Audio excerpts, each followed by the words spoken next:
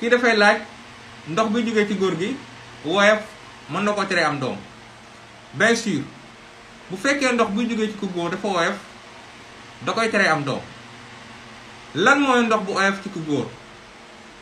ku góor bu fekkente ne dafay sëy ba yegg ci génn mën yu ml bu ci nekk dafa war a am lu ëpp 20 millions spermatozoïdes. bu fekkente ne lim génne bañ ko xoolee ml bu ci nekk dafa am lu yées 20 millions de spermatozoïdes. bu boobaa mën na am impact ci fécondation bi ba tere koo am doom.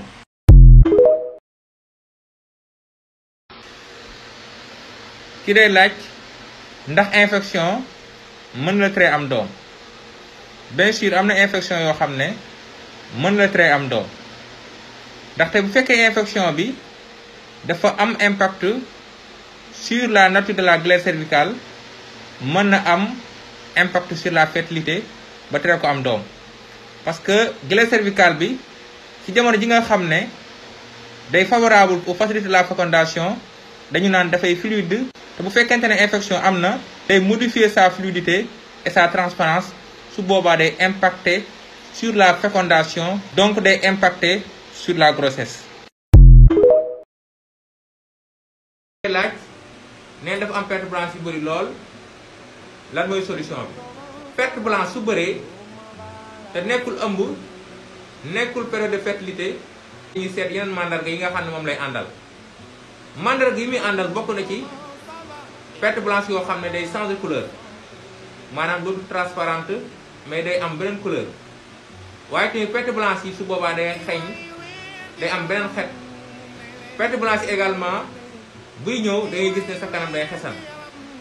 su boobaa dañ naan lii dañuy jot ne infection la waaye su boobaa dañuy xool infection bi lan moo nekk ci gannaaw maanaam ban germe moo ko causé.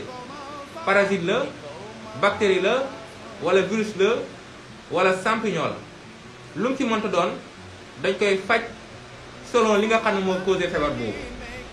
kon yow mi nga xam ne nga am perte blanche yu bari te nekkoo ci ëmb nekkoo sa période de fertilité da ngay jege kër docteur ñu xool lan moo nekk ci gannaaw perte yi mën la faj nga tane ci jàmm. leen fàtte di séddoo vidéo yi parce que yéen yéeg képp koo xam ne ñu toona vidéo bi. ci dafay laaj nee na j'ai l'habitude de boire du café, quels sont les risques s'il te plaît? su ma comprendre bu baax dafa ëmb te nee na dafa am habitude di naan café, yan complication la ko mën a indil. mën na la indil nga am doom sa am doom di jot mën nañu wax accouchement prématuré wala nga jëlee ci fausse couche moom la ñuy wax ëmb bu tuuru.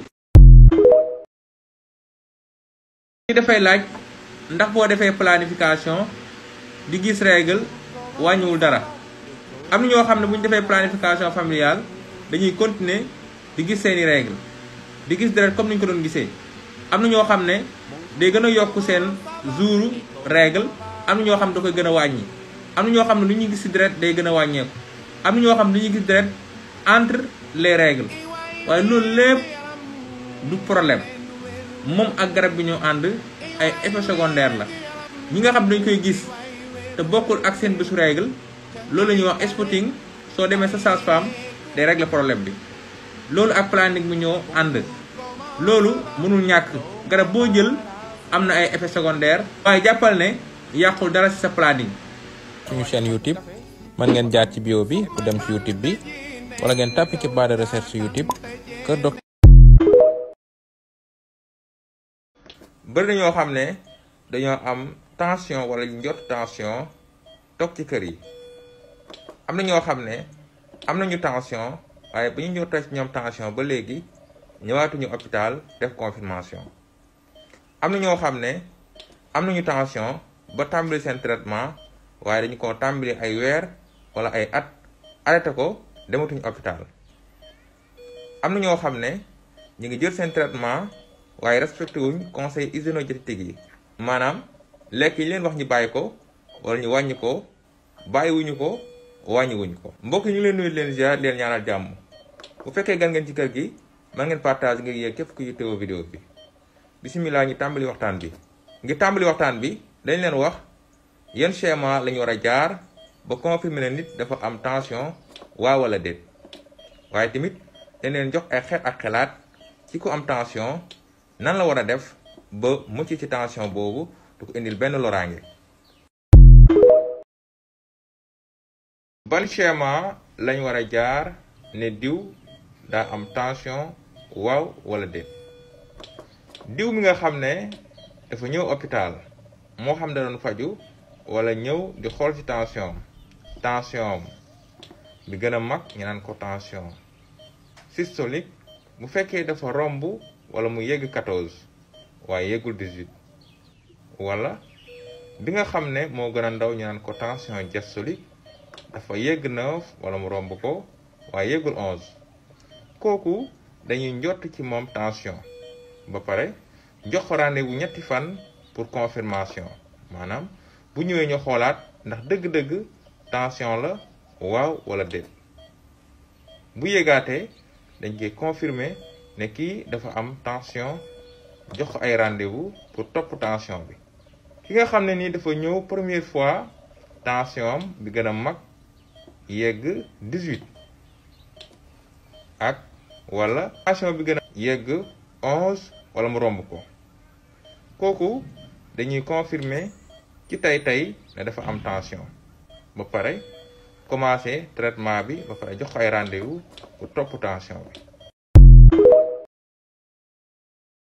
ki nga xam ne dafa am tension bokk na ci di ko wax muy góorgóorlu di respecter rendez-vous yi parce que rendez-vous yi lu am solo la mooy tax ñu mën a xam tension fu mu toll parce que tension fu mu toll dafa am traitement bu muy laaj. am na tension fu muy toll benn antihypertenseur la war a jël am na tension fu muy toll day laaj mu jël ñaari antihypertenseur am na tension fu muy toll day laaj ki nga xam ne mooy saytu wàllum xol moo koy topp am na ñuy wax la cardiologue.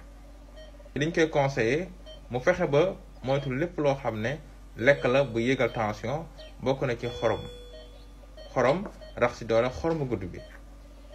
xorom xam nañu ne bokk na ci lii gën a yégal tension leneen liñ koy tere bokk na ci lekk yi nga xam ne dafa niin trop lekk yooyu dañ ko koy tere ndaxte facteur de risque yi da cee bokk na ci également lekk yi nga xam ne dafa am suukar lu tax ndaxte xorom ak suukar moom la ñuy wax tension ak diabète dañoo jege lool te dañuy ànd le plus souvent moo tax ñu koy moytuloo suukar su bëri si. loolu woon ay leeral ay dolli ay laaj ci commentaire yi ngir yeneen vidéo ñu feebar yàlla na yàlla fëgg seen bopp di leen jox dig daje ci beneen vidéo jërë ngeen jëf.